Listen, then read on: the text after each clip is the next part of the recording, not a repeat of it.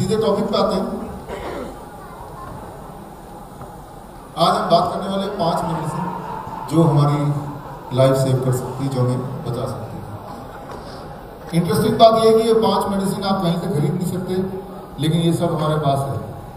कई बार लोग बोलते हैं कि बिना दवाई के हम कैसे ठीक हों, लेकिन सबसे इंपॉर्टेंट बात ये समझना होगा, दवाई के साथ तो कोई कभी ठीक हो ही नहीं सकता, कभी भी नहीं। कोई भी दवाई के साथ कोई भी इंसान किसी भी बीमारी से थोड़ा बहुत भी ठीक अगर हो जाए, ऐसा है नहीं। ये तो एक नॉर्मल कॉन्फ्रेंस है, यहाँ पे हर तरह की हमारे ऑडियंस है, बच्चे हैं, बड़े हैं। जब मेरा मेडिकल कॉन्फ्रेंस होता है तो मैं एक ही सवाल पूछता हूँ, ऐसी एक दवाई का नाम बताइए जिससे कोई एक बीमारी थोड़ी बहुत ठीक होती हो। पूरी तो छोड़ ही दीजिए, ऐसी एक मेडिसिन बताइए जिससे कोई भी एक बीमारी थोड़ी बहुत ही सही ठीक होती हो। ये सुनने में ये स्टेटमेंट आपको बड़ा अजीब लगेगा, लेकिन अगर एविडेंस बेस्ड बात करें, एविडेंस बेस्ड साबित करने की बात करें, फॉर एग्जाम्पल हम ये बोल दें कि हाँ ट्यूबरक्लोसिस की दवाई ट्यूबरक्लोसिस ठीक करती है, ये बोलने वाली बात है। लेकिन अगर मैं अगला स्टेप पूछूं कि भाई उसका एविडेंस दिखा दो, कहाँ पे आपने साबित किया है, तो वो मिलेगा नहीं कहीं पे। अगर हम बात करें उससे हाँ सिम्टोमेटिक रिलीफ मिलेगा, बट बीमारी नहीं जाएगी। सिम्टोमेटिक रिलीफ मिलेगा, आराम मिलेगा at the cost of making you more sick. हाँ, सिम्टोमेटिक रिलीफ की बात नहीं कर रहा। जैसे मानो पेन किलर से पेन गायब जरूर महसूस होगा, लेकिन पेन का कॉज नहीं गया, और जब वो पेन किलर का असर खत्म हो जाएगा तब वो पेन उल्टा और ज्यादा होगा और साथ में कई सारी चीज जुड़ जाएंगी। तो सिम्टोमेटिक रिलीफ को क्योर हम नहीं बोलेंगे, मतलब केयर से कंफ्यूज नहीं करेंगे।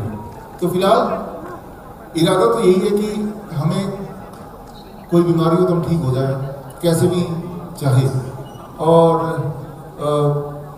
हम में से कोई भी ये बोल नहीं सकता कि हम कभी बीमार नहीं पड़ते। बीमार तो पड़ना ही है, ये जिंदगी है, लेकिन जब पढ़ते हैं तो what best we can do, हमें क्या करना है, इसमें बात करते हैं। खास तौर पे उनके लिए जो आलसी लोग हैं, जो कुछ भी बदलना नहीं चाहते, कि शर्त ये रख दी मैं अपना खाना पीना नहीं बदलूंगा, वही खाऊंगा जो मैं खाता हूँ, जो मुझे पसंद है, पैसे भी नहीं खर्च करूंगा, एक्सरसाइज भी नहीं करूंगा, बताओ मुझे कैसे ठीक होना है। अगर आप उनमें से हैं तो 5 में से पहला नियम जो आपको बताने जा रहा हूँ तो आपके लिए है। जो आलसी लोग हैं, जो कुछ भी अपना लाइफस्टाइल चेंज नहीं करना चाहते हैं, लेकिन फिर भी उनको भी हक है ठीक होने का, तो पहला नियम I call it time as medicine. आपके बॉडी क्लॉक, आपका सर्केडियन रिदम को अगर ठीक कर लें तो अधिकतर बीमारियां बड़ी तेजी से ठीक होने लगती हैं। इस बात को अगर आपको समझना है तो आप जो मैं अब अगले 1 मिनट में बोलने जा रहा हूं इसको समझिए। आप एक एक्सपेरिमेंट कल सुबह कीजिए, सुबह 10 बजे आप अपना ब्लड प्रेशर मेजर कीजिए, रात को ठीक 10 बजे दोबारा से ब्लड प्रेशर मेजर कीजिए। सुबह का ब्लड प्रेशर यहाँ पे ऊपर 140/90 फॉर एग्जाम्पल, रात का ब्लड प्रेशर हमेशा नीचे रहेगा 120/80 या उससे भी नीचे, यानी कि 20% का फर्क रहेगा, रात वाला नीचे रहेगा, रात वाला। ये है ब्लड प्रेशर का रिदम, वो हमेशा एक जैसा नहीं रहेगा, सुबह वाला हमेशा ऊपर, रात वाला हमेशा नीचे, बाई 10 to 20%। अगर हम में से कोई ऐसा निकल जाए जिनका रात और सुबह वाला एक जैसा है या रात वाला ज्यादा है, this means that person is prone to heart attack. कई बार लोग बोलते हैं हमें कैसे पता चलेगा कि आने वाले दिनों में हमें हार्ट अटैक होगा। तो अगर ये सवाल आपका है तो उसका जवाब मैंने अभी दिया कि आपके ब्लड प्रेशर का एक रिदम है, वो रिदम अगर बिगड़ा तो यानी कि कुछ इंडिकेशन है। हमारे बॉडी के हर ऑर्गन का एक रिदम है जो कि घर बैठे आप आराम से चेक कर सकते हैं, उसको करेक्ट भी कर सकते हैं।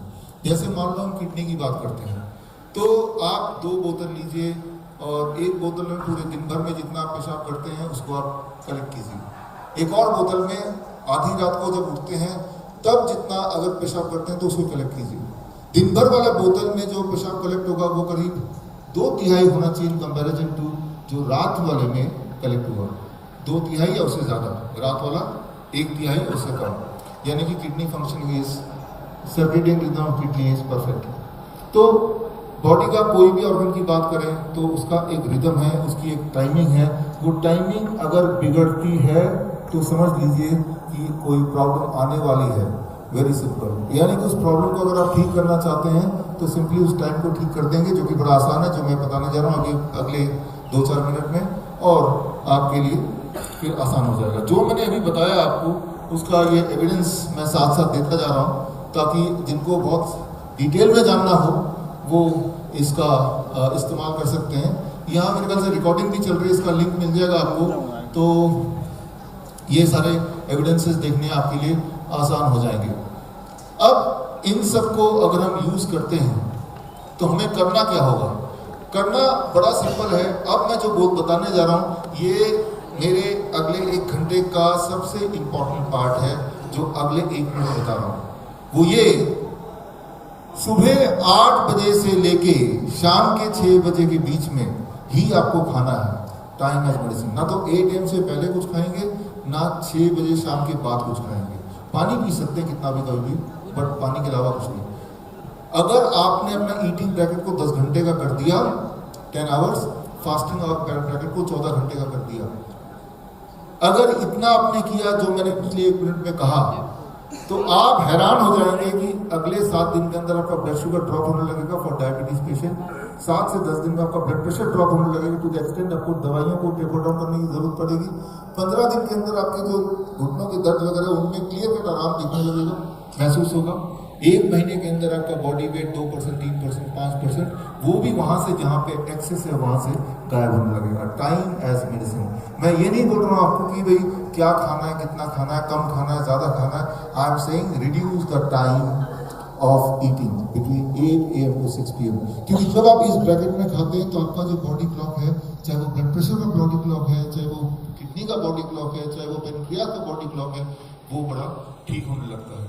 एक इंटरेस्टिंग बात, ज्यादातर बीमारियां देखी गई है वो नींद से जुड़ी हुई है। ठीक टाइम पे नींद नहीं आना, सुबह उठना तो उठने का मन नहीं करना, अलार्म क्लॉक की मदद से ही उठना, मजबूरी नहीं उठना, वीकेंड पे ज्यादा सोना, इससे यह साबित होता है कि वीकडेज पे नींद पूरी नहीं हुई। अगर ये सारी चीजें हैं तो यानी कि ये आपके बॉडी क्लॉक में गड़बड़ है। एक इंटरेस्टिंग एक्सपेरिमेंट आप करके देखेंगे। आप जो लोग जिनको नींद नहीं आती, आपको समझना होगा हाउ वी स्लीप, नींद आती कैसे हमें। जब भी नींद आती है, नींद आने से आधे घंटे पहले हमारा बॉडी का टेम्परेचर ड्रॉप होता है आधा डिग्री, तो उससे हमें नींद आ जाती है।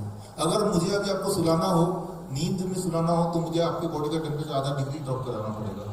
तो जब भी ऐसा मैं कर पाऊँ तो उसी वक्त आपको नींद आएगी। What trigger sleep?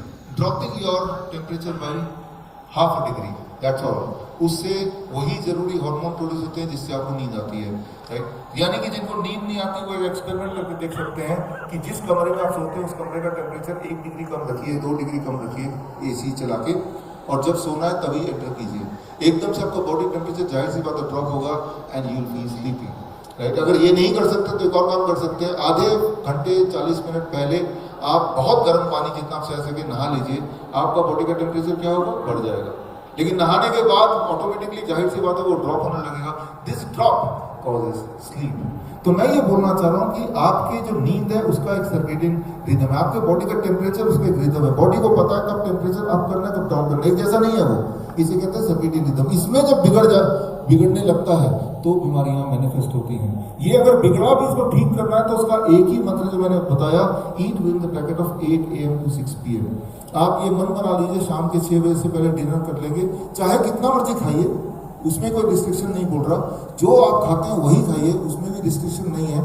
So if you can do this for 70% of people. हमारे हिम्स हॉस्पिटल है पूरे देश में 20, एक मलेशिया में कोलंबो में है, हिम्स जयपुर भी है। जयपुर के हमारे ताज मुकीम जी यहाँ बैठे हैं सामने। तो हमारे हिम्स हॉस्पिटल में जब लोग आते हैं, पेशेंट्स भर्ती होते हैं, तो हमें पता है ये ठीक हो जाएंगे। हमें पता 70% चांस तो ठीक हो जाएंगे। वो किस लिए? क्योंकि हमारे हॉस्पिटल में 9 बजे ब्रेकफास्ट मिलता है और शाम के 6:30 बजे तक डिनर मिलता है, उसके बाद कुछ नहीं मिलता है, राइट। तो हमें पता है चाहे वो कैंसर का पेशेंट हो, किडनी फेलियर पेशेंट हो, ये रूल तो हमें करना ही है। तो कुछ और काम करें ना करें, this one rule will work for 70% of the patient, right. लेकिन इंटरेस्टिंग बात ये कि ये रूल तो घर पे भी कर किया जा सकता है या घर पे ही किया जा सकता है, है ना, थोड़ा सा बिजनेस में फर्क पड़ेगा राजा मुकीम जी के, क्योंकि आप उनके हॉस्पिटल ना जाके ये चीज़ घर पे कर सकते हैं, राइट। तो मैं ये बोलना चाह रहा हूँ, बहुत सारी चीज़ें जो इंसान को ठीक कर सकती हैं वो इतना सिंपल होती है कई बार कि उसका सिंपल होना ही प्रॉब्लम है। लगता है इतना सिंपल है, ठीक कैसे हो सकता है। मेरे बोलने पे आप एक हफ्ता करके देखिए, नुकसान तो कुछ है ही नहीं, आपको पता चल जाएगा, right. So it is called circadian rhythm, right. और उसके एग्जाम्पल्स मैंने यहाँ पे दिए हैं, राइट। अब आता है, देखिए ये हम करते हैं यहाँ पे कि जो कैंसर पेशेंट्स होते हैं उनका हम टाइमिंग करते हैं 10 AM to 6 PM, और छोटा कर देते हैं। 16 घंटे फास्टिंग, 8 घंटे खाना है 15 दिन के लिए। फिर आता है 10 hour window of eating next 15 days, यानी कि 8 AM to 6 PM जो मैंने आपको बताया। जो लोग ठीक हो जाते हैं, मेरे आपके जैसे लोग, 8 AM to 8 PM खाना है, 8 PM के बाद बिल्कुल नहीं खाना, अगले दिन 8 AM तक। That can be A life style for life long, वो उनके लिए जो पूरी तरह स्वस्थ हो गए हैं। ये रूल हम लोगों को बताते हैं जब हॉस्पिटल में आते हैं हमारे। We call it hospital and institute of integrated medical sciences, जो हमारे संस्था का नाम है, बिकॉज वी बिलीव कि ट्रेनिंग से ही इंसान हेल्दी रह सकता है, ट्रीटमेंट से नहीं, क्योंकि वो चीज़ जो आप हमेशा करेंगे वही आपको हेल्दी रखेगी। ये इंपॉर्टेंट बात है। तो ये तो हुई बात उन लोगों की जो 70% लोग हैं जिनको फायदा होने वाला है। 30% लोग जिनको फायदा नहीं हो रहा है इससे, तो उनके लिए दूसरा मेडिसिन है, that is food as medicine. तो आज 5 दवाइयों की मैं बात करूंगा, बाकी 30% लोगों के लिए फूड एज मेडिसिन। ये मैंने आज से करीब 10-12 साल पहले शुरू किया था, द DIP डाइट।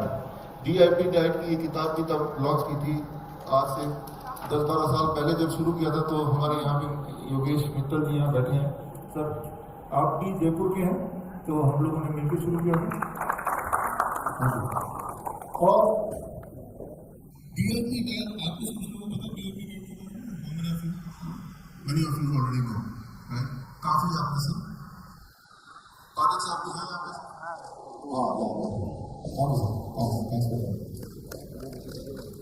जयपुर के लिए तो DIP डाइट क्या है, ये एक मिनट के लिए बता दूं, उसके बाद क्या फायदा हो सकता है वो बता दूं, कैसे हो सकता है। बहुत ही आसान है, सिंपल। स्टेप 1, 12 बजे तक आपको सिर्फ फल खाना है, 8 to 12 नून। कितने फल खाने हैं? 3 से 4 तरह के। और कितना क्वांटिटी खाना है? आपके बॉडी वेट के अनुसार। मेरा बॉडी वेट 70 kg है, इंटू 10, 700 ग्राम कम से कम। ये है स्टेप 1। स्टेप 2, जब भी आप लंच और डिनर के लिए बैठेंगे तो 2 प्लेट लेंगे।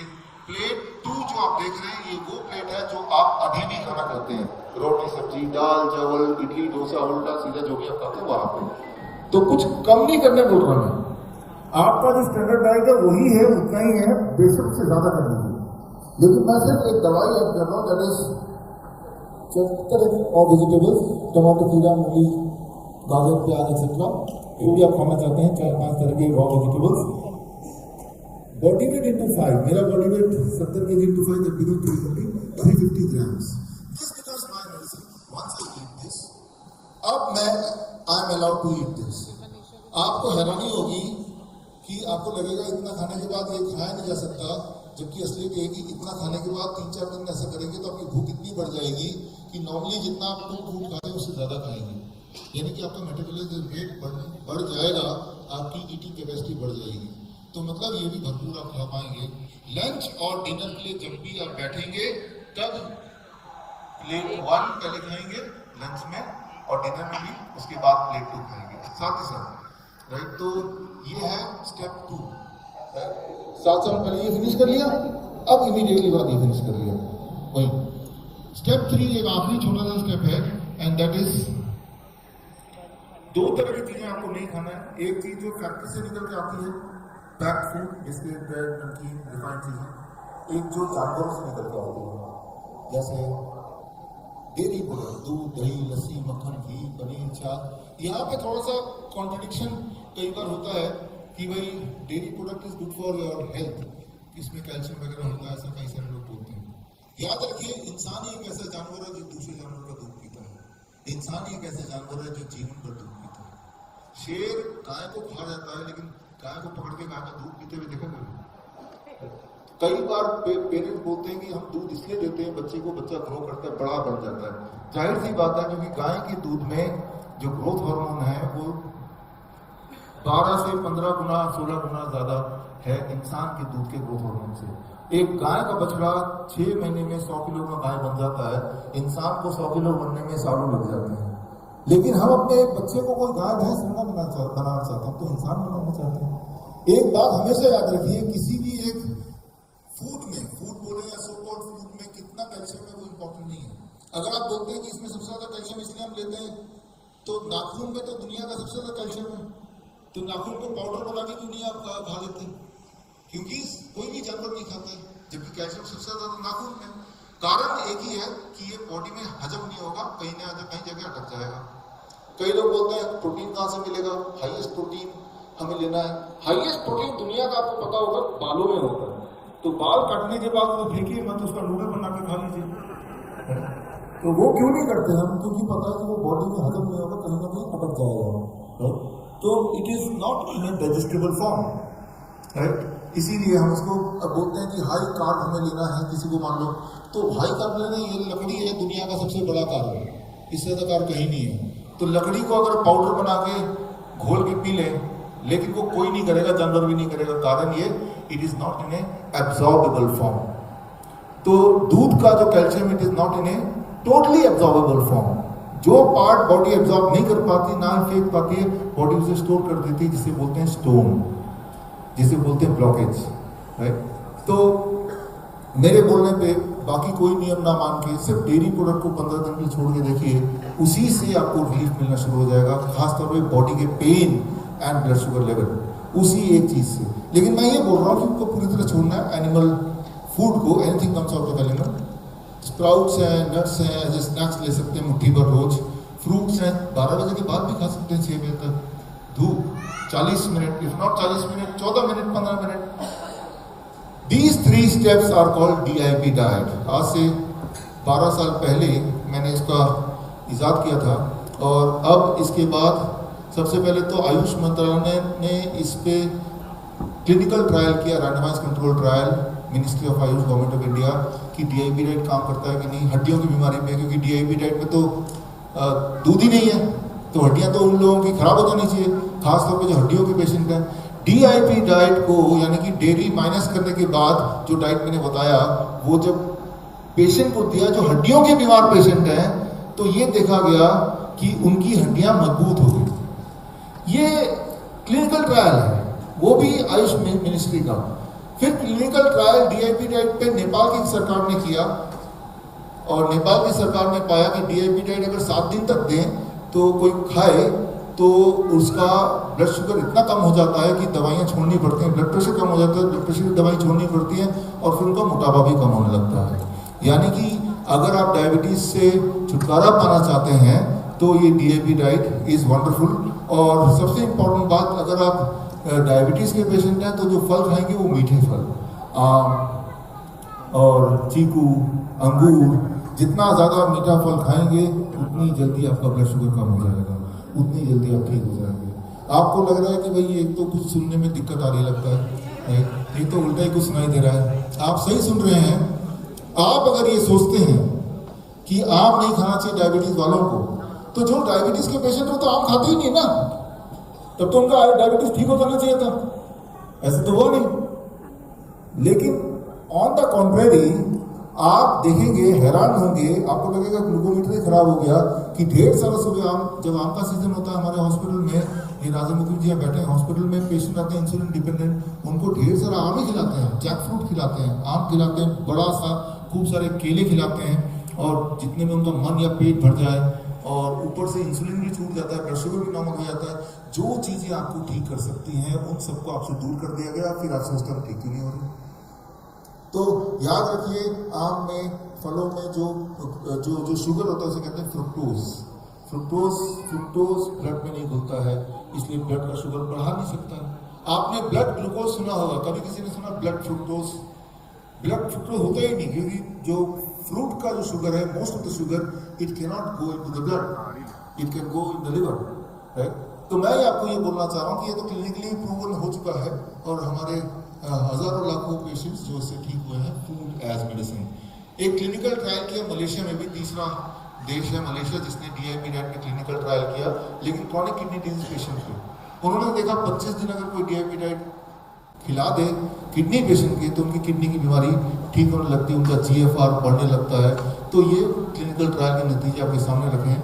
मैं ये इसलिए दिखा रहा हूँ क्योंकि अगर कोई भी बात बोलता है तो वो आप तभी मानिए जब वो एविडेंस है।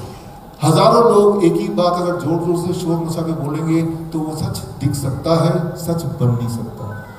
याद रखिए, खासतौर पे जैसे बोलते हैं कैंसर है तो कीमोथेरेपी करा लो। कभी आपने पूछा कीमोथेरेपी कराने से पूरी दुनिया में कोई ठीक हुआ है, होता है, कोई क्लिनिकल ट्रायल है? राइट, ये सवाल किसी ने पूछा नहीं। आप सवाल पूछिए, it is matter of your life and death. मैं आपको जो अभी बताऊंगा उसके एविडेंस भी देता जाऊंगा, और ये वो सारी चीजें जो घर पे ही आप कर सकते हैं। अब आते हैं ऐसे पेशेंट पे जो बहुत ही ज्यादा सीवियरली इल है, जैसे डायलिसिस के पेशेंट, हफ्ते में 2 डायलिसिस चलती है, हफ्ते में 3 डायलिसिस चलती हैं। ऐसे पेशेंट का क्या करेंगे? तो उनके लिए है medicine number 3, gravity as medicine. तो ये हम यूज करते आए हैं पिछले 3 साल में। आपने देखा सो कॉल्ड कोविड, राइट? तो ये वीडियो चल जाएगा, आप प्लीज इसको रन कर दीजिए। सो कोविड टाइम में, जिसे कोविड बोलते हैं उसे फ्लू बोलते हैं, और कि मास्क पहनना है, सोशल डिस्टेंसिंग था और लॉकडाउन भी था, ये उस समय का इसका वीडियो। और हमारा कोविड सेंटर था और उसमें 1100 बेड थे, और उस कोविड सेंटर में अगर आप देखेंगे तो आप पाएंगे कि वहाँ पे ना तो कोई मास्क, ना कोई सोशल डिस्टेंसिंग, ना कोई सैनिटाइजर, राइट? और 60,000 पेशेंट्स टोटल हमने थ्रू फोन और जो फिजिकली आए उनको ठीक किया। एक की भी डेथ नहीं हुई, not a single death. 60,000 patient, और उनमें से 33% वो थे जो सीवियरली इल, जो ऑक्सीजन सिलेंडर लगा के ही आते थे हमारे पास। ऑक्सीजन सिलेंडर लगा के आने का कारण ये था कि पहली बात तो ये थी कि हमारे कैंप में जो हमारा सेंटर था वो फ्री था, और जो ऐसे पेशेंट, अहमदनगर सेंटर की बात कर रहा हूँ मैं, ऐसे पेशेंट्स, उसी का वीडियो भी है यहाँ पे, जो किसी और हॉस्पिटल में थे और डॉक्टर ने बोल दिया अब तो ऑक्सीजन सिलेंडर से बात नहीं बन रही, वेंटिलेटर पे जाना पड़ेगा, पेशेंट के पास पैसा नहीं है, तब उसी हालत में उठा के हमारे सेंटर में जाके भर्ती करा देते थे। तो ऐसे पेशेंट भी थे और उनको भी हमने मरने दे दिया। यहाँ हमने यूज किया the third medicine, gravity as medicine. तो ये मेडिसिन बड़ा ही पावरफुल मेडिसिन है। इस मेडिसिन को थोड़ा सा मैं आपको समझा देता हूँ कैसे करते हैं। हमारे हॉस्पिटल में पेशेंट एम्बुलेंस रुकी और पेशेंट में ऑक्सीजन सिलेंडर लगा हुआ है। अब ऑक्सीजन सिलेंडर क्यों लगा हुआ है, सोचने वाली बात है। इतना तो ऑक्सीजन है यहाँ पे, है ना, तो उसके बॉक्स में क्यों नहीं जा रहा? एक सिलेंडर लगाने की जरूरत क्यों पड़ रही है, तभी क्यों जा रहा है? ये बात को मैं समझाना चाहता हूँ। Gravity as medicine, gravity as medicine क्या है? जैसे आप बैठे, मैं बैठा हूँ इस वक्त, तो ब्लड को हार्ट ऊपर खींच रहा है और ब्लड को ग्रेविटी नीचे खींच रही है। इन दोनों के बीच का बैलेंस, हार्ट ऊपर खींच रहा है, ग्रेविटी नीचे, दोनों के बीच का जो बैलेंस है, दैट बैलेंस का मेंटेन होना ही लाइफ है, तभी हम जिंदा हैं। जो जिनका हार्ट कमजोर होता है, धीरे धीरे वो ग्रेविटी से हारती रहती है, यानी कि धीरे धीरे बॉडी का फ्लूइड पैरों में इकट्ठा होने लगता है। इसे कहते हैं क्रॉनिक किडनी डिजीज। जिस तरह से आप अभी यहाँ बैठे हैं, वो वाले पेशेंट अगर ऐसे बैठेंगे जैसे मैं बैठा हूँ, जैसे आप बैठे हैं, तो कुछ देर में उनके पैर सूजने लगेंगे, बड़े होने लगेंगे। तो जिसको हम फॉर ग्रांटेड लेते हैं उनके लिए वो एक चैलेंज है। तो यानी कि वो क्रॉनिक किडनी डिजीज पेशेंट है। तो आपको ये समझना है कि ग्रेविटी का एक बॉडी में एक असर है, राइट? और ये असर कब खत्म होता है? ये असर खत्म होता है जब आप स्पेस में चले जाएं। एशिया के पहले स्पेस में जाने वाले फैन थुअन, वो मेरे मित्र हैं, वियतनाम के हैं, first Asian to go on space, right? वो बताते हैं, उन्होंने इसी पे रिसर्च किया। वो बताते हैं स्पेस में जब जाएंगे तो ग्रेविटी तो होगी नहीं, तो एक ही प्रेशर होगा हार्ट का, राइट? तो ऐसे में ज्यादा दिन वहां रहेंगे तो आपका हीमोग्लोबिन कम होने लगेगा, ज्यादा दिन रहेंगे तो कमजोर होने लगेगा। यानी कि ग्रेविटी का इंपॉर्टेंट रोल है, राइट? वो अगर ग्रेविटी हट जाएगी तो भी बीमार पड़ेंगे, ग्रेविटी हावी हो जाएगी तो भी बीमार पड़ेंगे। इसका बैलेंस मेंटेन किया हुआ है अपनी बॉडी ने, तो हम जिंदा भी हैं, हेल्दी भी हैं। यही ग्रेविटी को हम यूज कर सकते हैं पेशेंट के इलाज के लिए, और यही हमने यूज किया था उस कोविड सेंटर में, हमारे फील्ड सेंटर में, और कैसे यूज किया था वो मैं आपको अभी डिस्कशन कर रहा हूँ। अब देखिए मैं ऐसे बैठा हूँ, आप भी ऐसे बैठे। आपने देखा होगा कि जो उस समय के पेशेंट्स थे कोविड के, जिनको ऑक्सीजन सिलेंडर लगे हुए थे, कई बार विजुअल थे, कार में बैठे पेशेंट ऐसे ऑक्सीजन के लिए तड़प रहे हैं, सांस नहीं ले पा रहे हैं और मुंह में ऑक्सीजन सिलेंडर सा लगा हुआ है, आपने गौर किया, ऐसे विजुअल्स थे। इस वक्त आप सब सांस ले पा रहे हैं, ऐसे करके अभी ऐसे बैठ के देखिए, एक पल के लिए आपकी सांसें इसी वक्त रुक जाएंगी। Try to do it right now, right. आपने ये जो पोस्चर किया, इन दिस पोस्चर, अब आपको महसूस होगा आपको सांस लेने में तकलीफ हो रही होगी अच्छी खासी, राइट। तो अब हुआ क्या, जैसे ही आपने पोस्चर चेंज किया, यही वाला पोस्चर आपने देखा होगा कि कार में पीछे पेशेंट बैठा हुआ है, हताश ऐसे बैठा हुआ है, ऑक्सीजन की कोई खोज कर रहा है और वो सांस नहीं ले पा रहा है, उसका ऑक्सीजन SpO2 गिरता जा रहा है, ऑक्सीमीटर में रीडिंग 60, 50 ऐसे आती जा रही है। एक भयानक सीन था। आप एक एक्सपेरिमेंट कीजिए, अगर आपको थोड़ी बहुत हिम्मत है, एक ऑक्सीमीटर लीजिए या लगाइए और कुछ देर तक ऐसे बैठिए और वो ऑक्सीमीटर में चेक कीजिए, your oximeter, your SpO2 reading will drip. लेकिन तब इंपॉर्टेंट ये, तब आपका कोई दोस्त डॉक्टर होगा, वो क्या बोलेगा, ऑक्सीजन मास्क लगा दो। ऑक्सीजन मास्क की जरूरत नहीं है। अब आप ऐसे बैठे हैं स्ट्रेट, अगर आप ऐसे बैठ जाए जैसे मैं अब बैठा हूं, अब आप महसूस कीजिए आपका जो ऑक्सीजन इंटेक है, आपका जो एयर फ्लो है, आपकी ब्रीदिंग में अब आसानी होगी, ज़्यादा आपको लगेगा कि आराम से ब्रीद हो पा रहा है।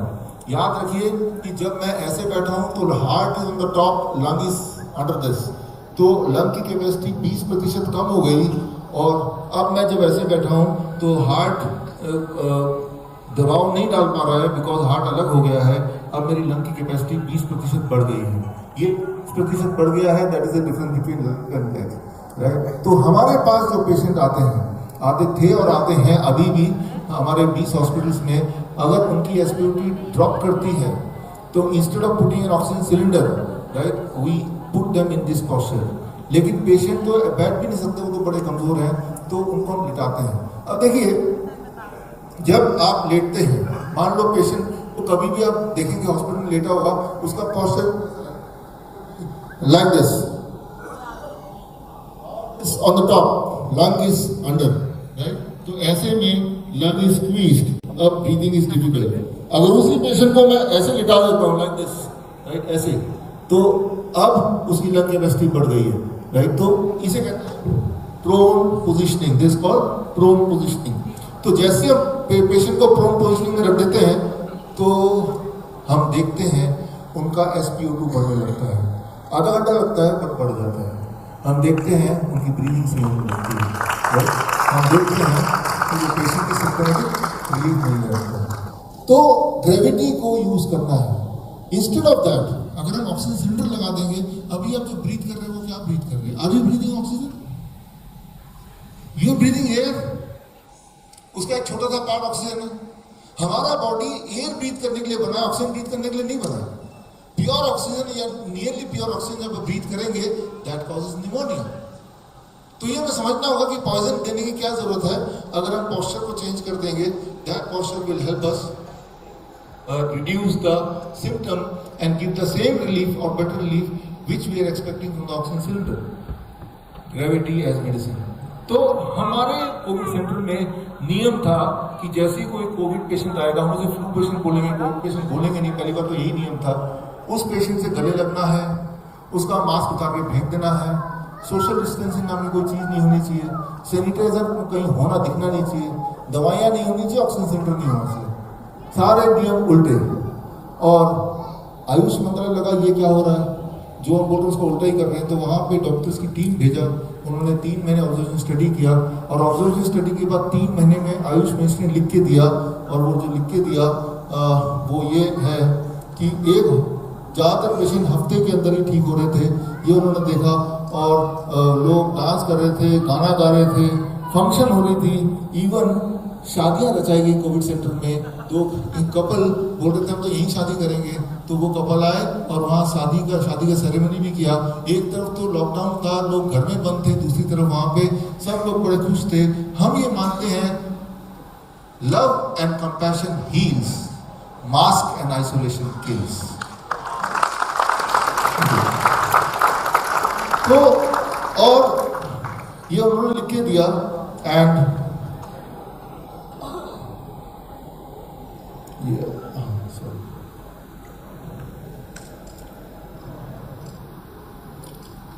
आगे उन्होंने लिख के दिया ये जो मॉडल है हमारा मॉडल में कोई दवाई नहीं थी, सिर्फ मौसमी का जूस था और कोकोनट वाटर था, और ये जो हम बता रहे हैं अगर सिम्टोमेटिक कुछ रिलीफ देना तो ये था कि ये मॉडल आने वाले दिनों में सीवियर से सीवियर केसेस ऑफ कोविड में भी ये यूज़ किया जा सकता है। ये लिखित में उन्होंने दिया, और अगर ये सारा कुछ पढ़ना है तो आप ये जो किताब है इसका लिंक भी दिया हुआ है, ये फ्री डाउनलोड कर सकते हैं।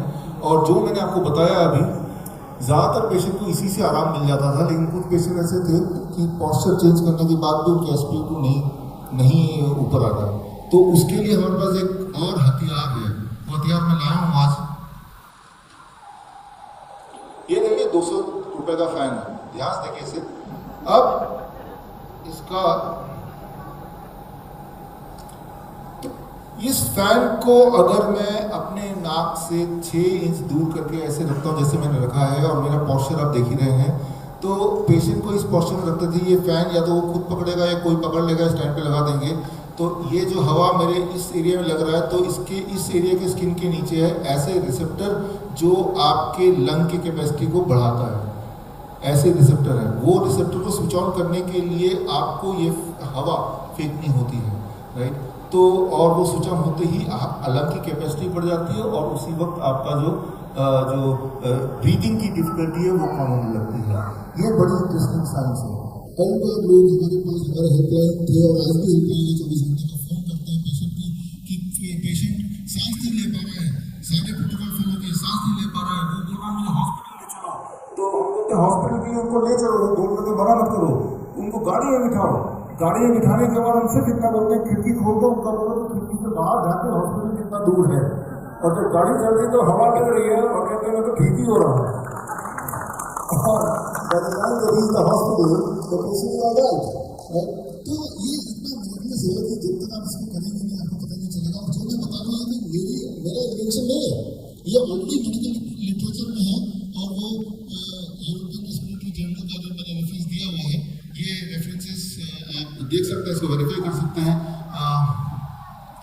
ये किस तरह से प्रोन वेंटिलेशन बोलते हैं इसको, ये जो पॉस्चर, इस पॉस्चर में लेटते ही आपकी लंग की कैपेसिटी बढ़ जाती है, जिससे पेशेंट की ब्रीथ करने के चांसेस बढ़ जाते हैं। यहाँ पे मैं आपको बता रहा हूँ ग्रेविटी एज मेडिसिन, जिस तरह से लंग का एक पॉस्चर है, जिस पॉस्चर में लंग को हम बेटर यूज कर सकते हैं, ठीक उसी तरह से बॉडी के हर ऑर्गन का एक पर्टिकुलर पॉस्चर है। वो पॉस्चर अगर आपने सीख लिया तो वो वाला मेडिकल इमरजेंसी में आप उस पॉस्चर से पेशेंट को रिवाइव कर सकते हैं या रिलीफ दे सकते हैं। तो फॉर एग्जांपल हमारे ज़्यादातर हॉस्पिटल्स में किडनी पेशेंट्स ज़्यादा आते हैं, 70% तक। हिंद स्टेडियम में भी 70% पेशेंट आप किडनी के लिए देखेंगे। आज भी इस ऑडियंस में कुछ पेशेंट्स हॉस्पिटल आए सर, कुछ पेशेंट्स आज कैंसर वाले पेशेंट्स आए, तो किडनी के पेशेंट्स अगर आप चाहेंगे तो देखेंगे, तो हम किडनी के पेशेंट के लिए क्या करते हैं इसको समझना होगा। पहले तो किडनी क्या है ये समझना पड़ेगा 1 मिनट में। जो भी बॉडी में ठीक चीज़ नहीं है, चाहे एक्स्ट्रा क्रिएटिनिन हो, चाहे एक्स्ट्रा पोटेशियम हो, एक्स्ट्रा सोडियम हो, वो पेशाब के रास्ते बाहर निकल जाता है। यही पेशाब का काम है, ये काम किडनी करती है।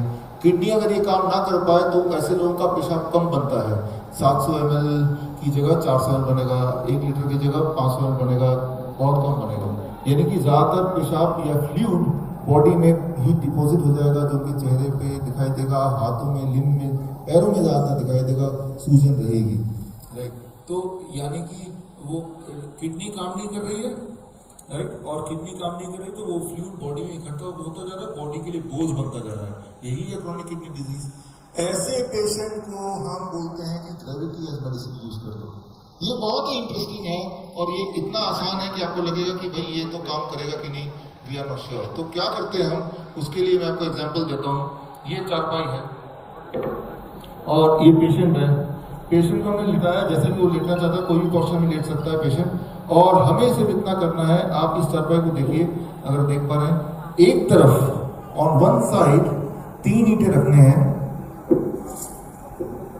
3 ईंटें रख के चारपाई को ऊंचा कर देना है। दूसरा तो वैसे ही है जैसे जिसे बोलते हैं हेड डाउन टिल्ट, यानी कि सिर उस तरफ जिस तरफ नीचे है और 3 ईंटें रख दिया, 1 फीट ऊंचा कर दिया, ऐसे कर दिया।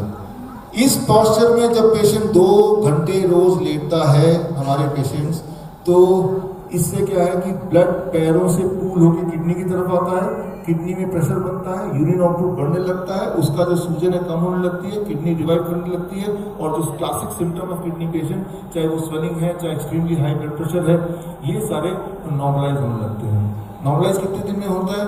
15 दिन लग जाता है, 20 दिन लग जाता है, लेकिन कोई बात नहीं, राइट, उसको तो घर पे ही करना है। तो this we use extensively for our chronic kidney disease patient इसको। और ये जो मैंने अभी बताया, ये सारे एविडेंस बेस्ड है, राइट। ये अगर आपको इसके एविडेंस आपको पढ़ना है, डिटेल में पढ़ना है, तो किताब है, और ये विश्वरूप.com/ebook में जाके फ्री डाउनलोड कर सकते हैं। अब एक और बात है, ऐसे पेशेंट जो डायलिसिस वाले पेशेंट हैं, हफ्ते में 2 बार 3 बार, यानी कि वो एंड स्टेज फेलियर हो गया, मतलब वो हद ही कर दी, बिल्कुल ही गड़बड़ हो गई, तो उनके लिए अभी तक जितने नियम बताए, 3 नियम बताए ना मैंने, टाइम एज मेडिसिन भी देते हैं, food as medicine, DIP diet plus ये ग्रेविटी, तीनों के अलावा चौथा भी उनको जरूरत पड़ती है, चौथे मेडिसिन की, जिसका नाम है हीट एज मेडिसिन। हीट भी इन्वॉल्व करना पड़ता है। क्यों, कैसे, क्या, वो मैं आपको समझाना चाहता हूँ। उनको क्या करते हैं, अगर आप देखें, ये उनका प्रोटोकॉल है हमारे हॉस्पिटल में। Protocol is very simple.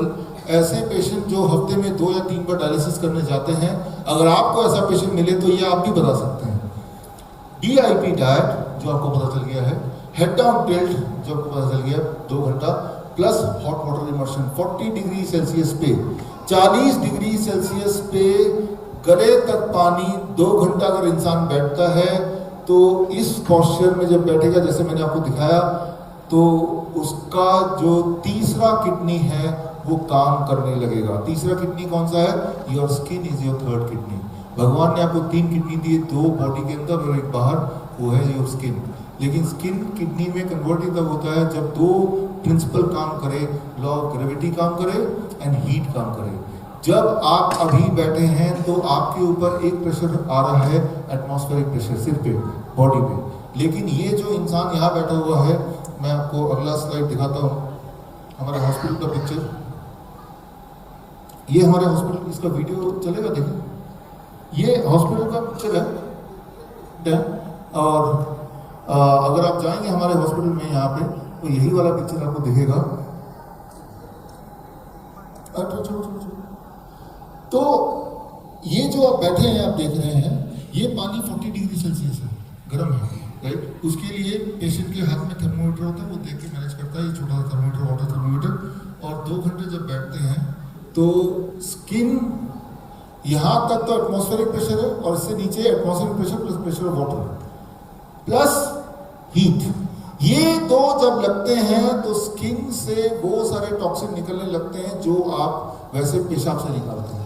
Extra creatinine हो, एक्स्ट्रा पोटेशियम हो, एक्स्ट्रा सोडियम हो, एक्स्ट्रा शुगर हो, वही सब। 2 घंटे बाद जब ये बाहर निकलते हैं तो दोबारा हम जब बॉडी वेट चेक करते हैं तो बॉडी वेट लगभग 500 ग्राम, कई बार 1 किलो कम मिलता है। वो वाला 500 ग्राम है जो पेशाब के रास्ते निकलना था, राइट। तो ऐसे में क्या होता है कि किडनी को मौका मिल जाता है रिलीफ का, अपने आप को रिवाइव करने का, बिकॉज अब बॉडी में स्किन ने किडनी का काम संभाल लिया है। और उसके बाद जब देखते हैं स्वेलिंग चली गई, उसके बाद जब देखते हैं ब्लड प्रेशर जो कि एक्सट्रीमली हाई था वो नॉर्मल होने लगा पहले दिन से। So this we call it hot water immersion. तो जब ये तीनों चीज हम एक साथ मिला के करते हैं, when we give all the 3 together,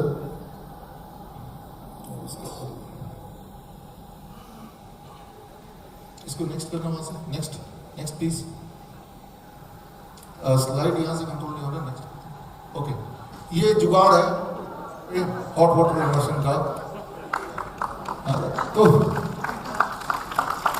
ठीक होने के लिए पैसे की जरूरत नहीं है, ठीक होने की इच्छा की जरूरत है, राइट। अगर कोई बोलता है पैसे नहीं थे तो ठीक नहीं हुआ, तो मैं इस बात को नहीं मानता, राइट। अगर आपको इच्छा है तो जुगाड़ हो ही जाएगा। हमारे कई सारे ऐसे पेशेंट्स हैं हॉस्पिटल में से जो जाते हैं, तो वो क्या करते हैं, फ्रिज ले लेते हैं, फ्रिज का दरवाजा तोड़ के फेंक देते हैं, उसको लिटा देते हैं, उसके अंदर पानी डाल के बैठ जाते हैं।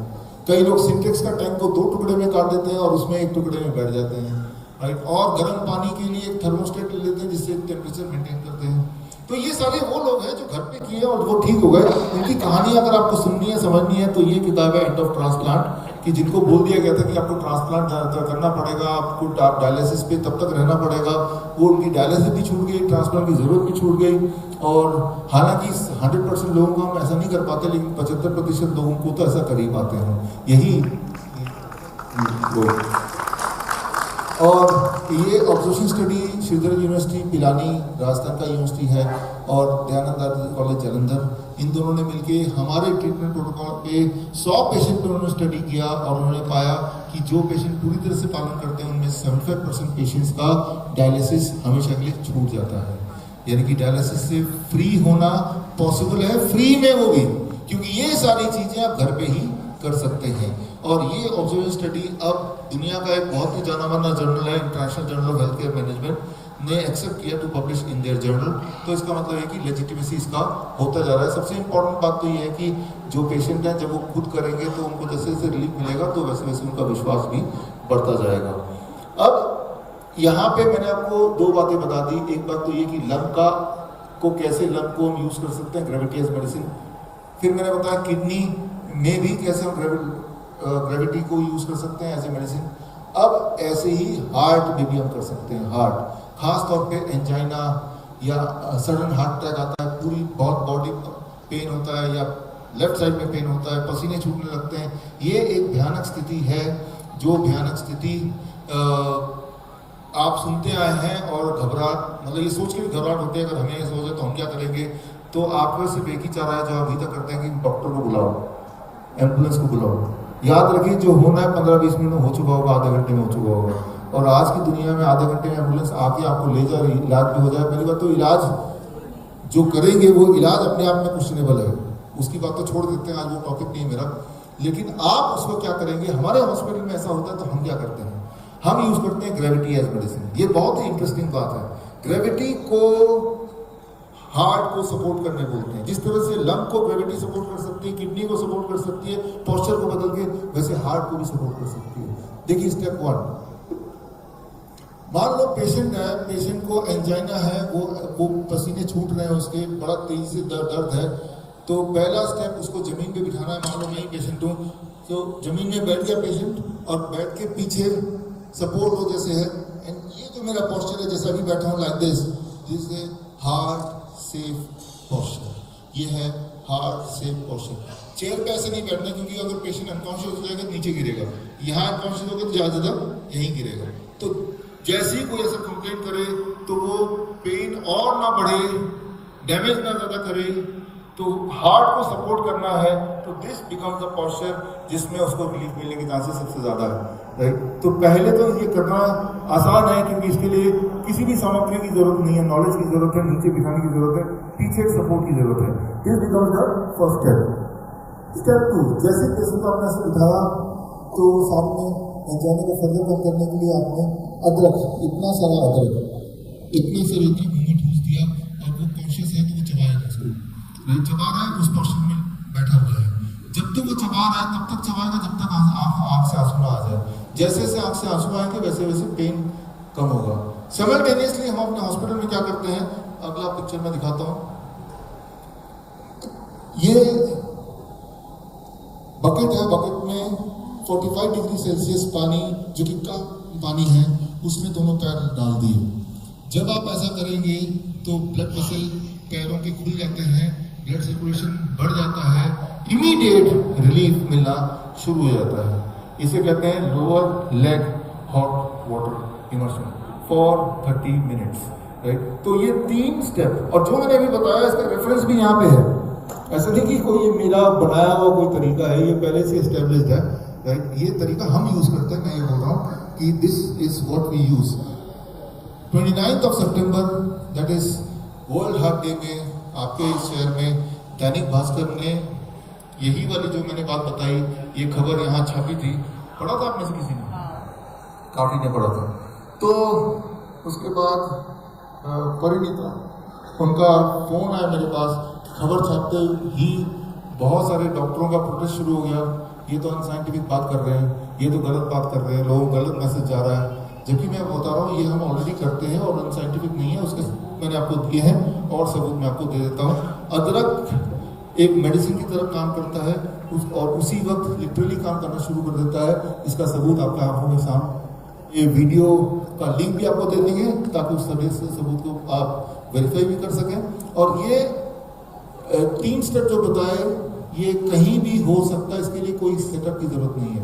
और अक्सर हमारे जो फॉलोअर्स हैं, हमारे नाइस एक्सपर्ट बोलते हैं पूरे देश में जो हैं, और उनको ये सिखाया जाता है, ट्रेनिंग दी जाती है। और उसका एक एग्जाम्पल के तौर पर मैं दे रहा हूँ। ये पिछले साल की बात है, जब आंदोलनकर्ता में से एक का स्ट्रोक आया और उस वक्त भी उसके ऊपर यही किया गया और वो ठीक होकर अपने पैरों पे घर चला गया, हॉस्पिटल नहीं गया, घर चला गया। लोकमत की खबर है, नागपुर का न्यूज़ है। और जिस आदमी के साथ हुआ वो सचिन, वो एक बहुत बड़ा नेता है। मतलब ये छुपी हुई चीज़ नहीं है, these are very simple thing and powerful thing. मुश्किल से मुश्किल लगने वाली प्रॉब्लम का एक आसान से आसान सोल्यूशन हो सकता है, इस बात को मान के चलिए। कोई भी सोल्यूशन तब सोल्यूशन माना जाए जब वो बहुत कॉम्प्लिकेटेड, बहुत महंगा दिखे, ऐसा कोई जरूरी नहीं है। कुदरत की कई सारी चीजें मिरेकल की तरह काम कर सकती हैं या काम करती भी हैं। तो ये मैं आपको बात बता रहा था, that is the 4th medicine. अब आता है एक आखिरी मेडिसिन की बात कर लेते हैं, 5वां medicine, that is earth as medicine. ये मुझे लगता है सबसे ज़्यादा ज़रूरी है, तो इसी से मान करता हूँ 5th मेडिसिन, अर्थ एज मेडिसिन। इसमें बहुत ही सिंपल है, इसका एक्सपेरिमेंट भी आप करके देख सकते हैं। जेट लैग क्या होता है आपको पता है कि यहाँ से यूएस जाएंगे तो वहाँ जाने के बाद रात को नींद नहीं आएगी, वहाँ की रात को नींद नहीं आएगी, क्योंकि वहाँ का रात यहाँ का दिन है। ऐसी है ना, वहाँ का रात इस यहाँ का दिन। तो आपको नींद कब आएगी? जब यहाँ का रात होगा जो कि वहाँ का दिन है। और ऐसा कई दिनों तक चलेगा, धीरे धीरे आप ट्यून होंगे। इसे कहते हैं जेट लैग। ये सर्केडियन रिदम का बिगड़ना भी है। जैसे आप ज्योग्राफिकली किसी और जगह जाएंगे तो यहाँ के ज्योग्राफी के हिसाब से आपका बॉडी काम कर रही है और वहाँ के ज्योग्राफी के हिसाब से सोशली आपको काम करना है। तब ये जो लैग हो जाता है इसे कहते हैं जेट लैग, राइट। अच्छा, इसको एक कैसे, इसके एक एग्जाम्पल लेते हैं।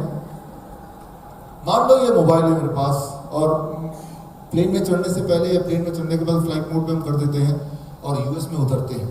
अब जब मोबाइल में फ्लाइट मोड में तो टाइम कहाँ का दिखाएगा? यूएस का कि इंडिया का? इंडिया का दिखाएगा, राइट। यूएस में मैं इस मोबाइल को जब भी देखूंगा टाइम इंडिया का दिखाएगा। लेकिन अगर मैं चाहूँ कि यूएस का टाइम दिखाए तो मुझे क्या करना पड़ेगा? इस मोबाइल को वहाँ के नेटवर्क से कनेक्ट करना पड़ेगा। वहाँ के नेटवर्क से मैं एक दिन में कनेक्ट करूँ, 10 दिन बाद कनेक्ट करूँ, 1 महीने बाद कनेक्ट करूँ, मेरी मर्जी है। लेकिन जितने दिन लग जाएंगे उतना समय तक भारत का ही ये टाइम दिखाएगा, राइट।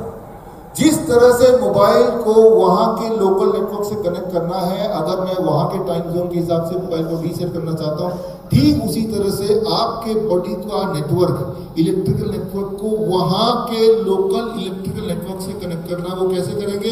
जैसे आप हवाई जहाज से उतरे, आपने जूते मुझे उतारे और अपना पैर लेके सीधे वहाँ की धरती पे, मिट्टी पे, घास पे लगा दिया।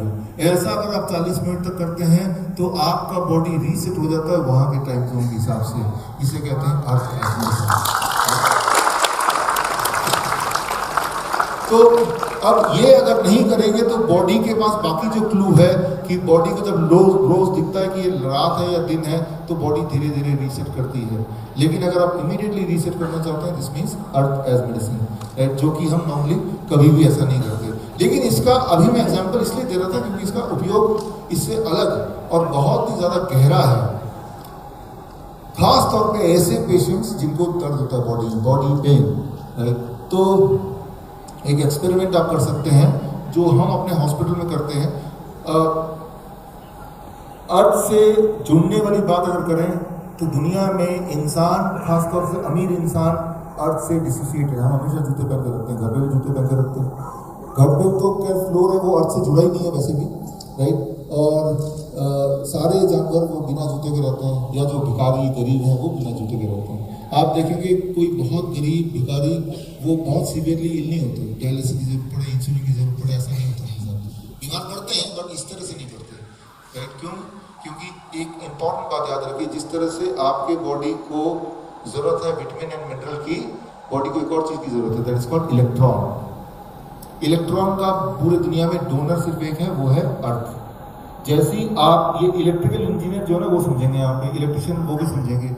जैसी आप अपना पैर इस फ्लोर पे नहीं धरती पे रखते हैं, बाहर मिट्टी पे रखते हैं, घास पे रखते हैं, या पेड़ को छूते हैं फॉर दैट मैटर, जैसे ही आप ऐसा करेंगे तो आपके बॉडी में इलेक्ट्रॉन धरती फ्लो करती रहेगी जब तक कि आपका बॉडी का वोल्टेज जीरो ना हो जाए। इस वक्त अगर आप वोल्ट मीटर वही जो इलेक्ट्रिशियन के पास होता है, उसी से अगर अपना वोल्टेज मेजर करें, आप जैसे इंस्ट्रूमेंट का करते हैं, वही मेथड से अपने बॉडी का वोल्टेज भी मेजर कर सकते हैं, उसी इलेक्ट्रोड से, राइट। आप एक काम कीजिए, किसी भी इलेक्ट्रिशियन को बोलिए कि मान लो मैं इलेक्ट्रिकल इंस्ट्रूमेंट तो मेरा वोल्टेज बताना, तो उससे बता देगा 0.0123 कुछ ना कुछ बोलेगा।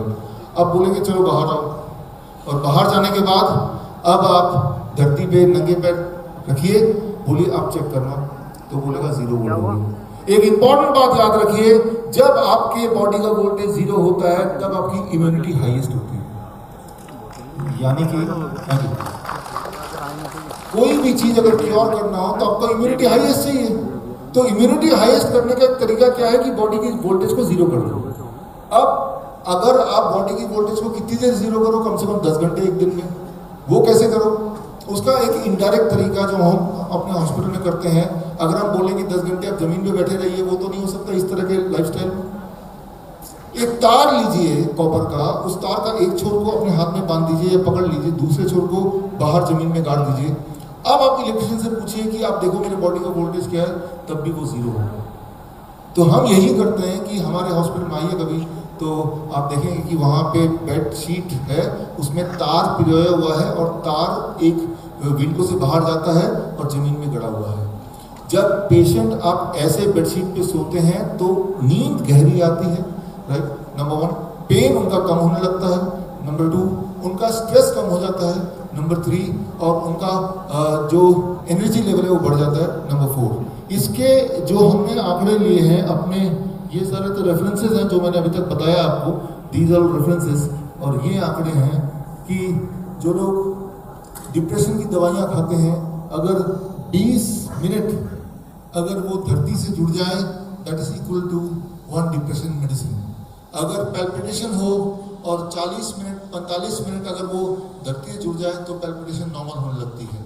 और पेन रिलीफ में 1 घंटा लगता है। कई बार ऐसे हमारा जो इमरजेंसी हेल्पलाइन है वो फ़ोन करते हैं कि हम ट्रेन से बोल रहे हैं, हमारे पास तो दवाई भी नहीं है, हमें बहुत दर्द हो रहा है, बॉडी एक हो रहा है, तो क्या करें?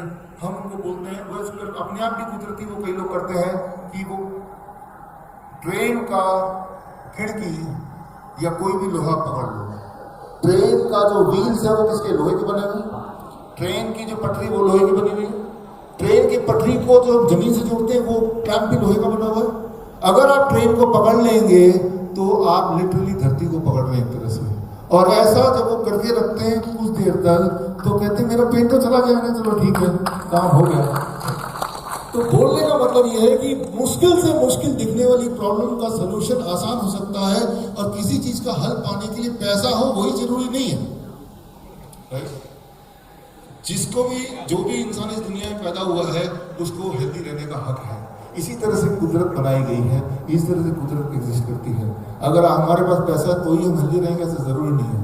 जितनी भी सारी चीज़ें जो आपको हेल्थ को ला सकती है, आपने गौर किया, उनमें से एक भी चीज़ ऐसी नहीं है जिसको आप बांध के रख सकें, बॉटल में बंद करके रख सकते हैं, जिसको आप खरीद सकें, बेच सकें। These each of the things are available to each of one of us equally, irrespective of anything, right? तो इस बात को हमें समझना होगा कि अगर कोई सोचता है कि भाई कोई दवा हमें ठीक कर देगी, तो दवा तो ठीक नहीं करेगी, ठीक ऐसे ही होंगे। और जो मैंने अभी बताया उसके अगर सबूत आपको चाहिए, cure@0volt मेरी किताब है, vishru.com/ebook में जाके फ्री डाउनलोड कर सकते हैं। इसमें सारे एविडेंसेस दिए हुए हैं। एक आखिरी बात वो ये भगत सिंह जयंती लास्ट महीने 28 सितंबर को ये किताब रिलीज की, व्हेन क्योर इज क्राइम।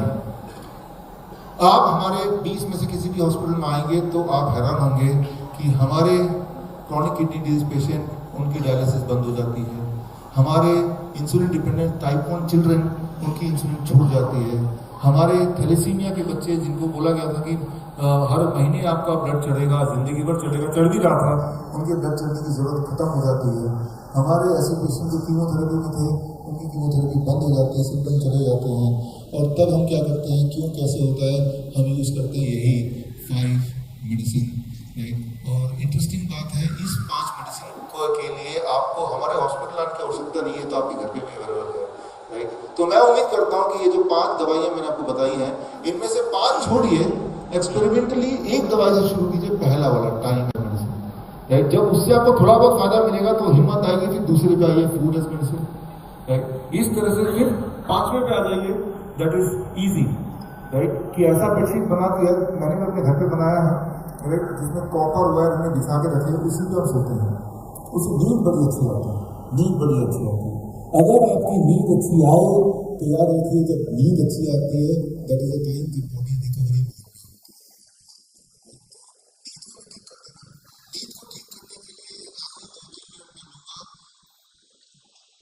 किसी को नींद ठीक से नहीं आती तो उसका एक उपाय या एक कारण ये, जब तक सूरज है, राइट, तब तक आपको ब्राइट लाइट में ज़्यादातर जितना हो सके रहना है, ब्राइट लाइट, राइट। और सूरज डूबने के बाद लाइट जितना कम होगा या ना होगा उतना अच्छा है। दिन में अगर आप ब्राइटनेस बढ़ा सकें तो रात की नींद अच्छी होती है। तो इस बात को समझिए कि जिस तरह से ये दवा की हमारी स्किन में भी माइक्रो आ गया, और जब मैं धूप की बात नहीं कर रहा, मैं लाइट की बात कर रहा हूँ, धूप का एक पार्ट है लाइट, मैं उसकी बात कर रहा हूँ। जितना लाइट ज्यादा दिन में होगा उतना रात को मेलेटोनिन ज्यादा बनेगा, जो आपको नींद देगा। हम इसका उल्टा करते हैं, हम रात को लाइट में रहते हैं, जैसा भी करते हैं स्क्रीन, ये कितना बड़ा स्ट्रॉन्ग लाइट है, चाहे कंप्यूटर स्क्रीन हो, चाहे फोन की स्क्रीन हो, लैपटॉप की स्क्रीन हो, आप देखिए, आज से 100 साल पहले की बात है, जब लाइट हमारे कंप्यूटर में नहीं थी, इलेक्ट्रिक था, तब लाइट का मतलब सिर्फ एक था, सूरज की रोशनी, ये कुछ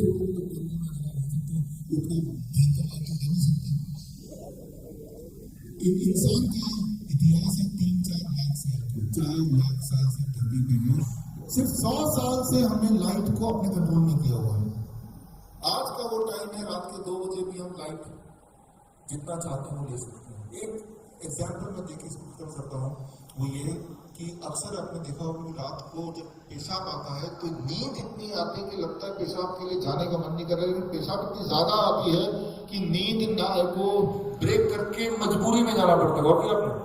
लेकिन जब आप पेशाब करके वापस आने लगते हैं तो नींद फिर दोबारा नहीं आती, पलटते रह जाते हैं, राइट, स्ट्रगल करते रह जाते हैं। कारण क्या है कि जैसे ही आप पेशाब के लिए बाथरूम गए, जैसे बाथरूम में लाइट जला जो कि बिल्कुल ब्राइट लाइट है, एकदम से ब्रेन ने बोला तो दिन हो गया, सन हो गया, और दिन के जो हार्मोन से ब्रेन ने प्रोड्यूस करना शुरू कर दिए, अब आपको नींद नहीं आएगी। अब एक काम कीजिए, मुझे याद है बचपन में हमारे घर पे होता था, मैं 50 साल का हूँ तो 10 साल का था, तो घर पे हम सबके घर में 0 वॉट बॉल होता था बाथरूम में, लेकिन अब बाथरूम में सबसे ब्राइट लाइट होता है। आपको थोड़ा मेकअप वगैरह करना होगा उसके कारण से, राइट। तो आपको आधी रात को जो लाइटें यूज करनी है वो एक अलग लाइटें होनी चाहिए, जो सिर्फ कैंडल लाइट टाइप की छोटी सी लाइट हो, ताकि बस आपको रास्ता दिखे, उतना ही। मैं ये एग्जांपल इसलिए दे रहा हूँ क्योंकि लाइट का एक उपयोग है, light is a medicine. Light को गलत टाइम पे लेने से वो साइड इफेक्ट देता है। दिन में भरपूर लाइट लो और रात की लाइट को कम कर दो, क्योंकि जब तक स्लीप आपकी ठीक नहीं होगी तब तक बाकी सारी चीज़ें भी ठीक नहीं हो सकती। तो आप देखिए जितनी सारी बातें बताई हैं, आप खुद गिनिए कि इनमें से कितनी सारी चीज़ें जो नेचुरली आपकी लाइफ का पार्ट है, और अगर आपका लाइफ का पार्ट नहीं है तो हम कैसे एक्सपेक्ट कर सकते हैं कि हम ठीक हैं। ठीक हो नहीं सकते, ये नेचर से कनेक्ट होना पड़ेगा, राइट। हम धीरे धीरे दूर होते जा रहे हैं। तो खैर मैं उम्मीद करता हूँ कि इनमें से कुछ ना कुछ आप यूज़ करेंगे, हमारे लाइफस्टाइल को थोड़ा बहुत हम बदलेंगे, और जिससे विल मूव टुवर्ड्स हेल्थ। सबसे इम्पोर्टेंट बात यही है, बी हेल्थी। Thank you.